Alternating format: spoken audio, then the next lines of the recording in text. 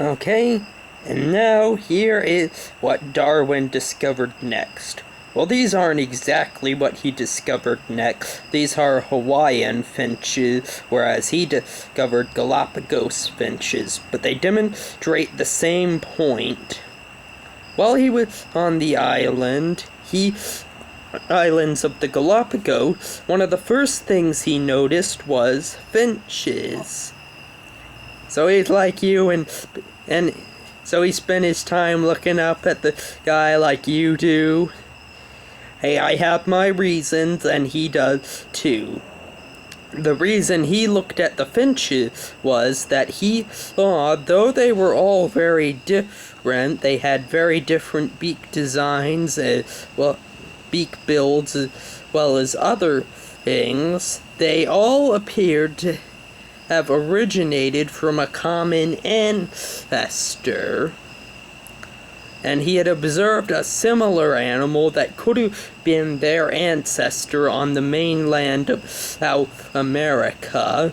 So he proposed that perhaps long ago, millions of years ago, which would automatically debunk the whole 10,000 year theory, millions of years ago, a finch came from South America either by flight or maybe adrift on a log, and it landed in the Galapagos. But once there were many different niches to fill. So, like, there were flowers to drink from, nuts to crack, plants to eat, and so on. So every finch hold on. Sorry, technical difficulty. So he proposed that when the finches developed, some kind of way there was a mistake in their development to where they all got different beak shapes. And when they try these out with different things like drinking nectar or cracking seeds, like in the instance of cracking seed, if you got a big beak like this guy, or a small beak like this guy, big beaks are going to be more preferable for the job, and so will appear more predominantly in the next generation. This is called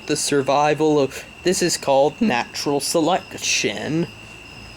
The same thing could happen with pollen drinkers. Thin beaks prove more preferable than big beaks, so thin beaks become more predominant in the next generation. And because the finch tries out all these different positions in nature, all these different traits become apparent. But the finches weren't the only creature he saw.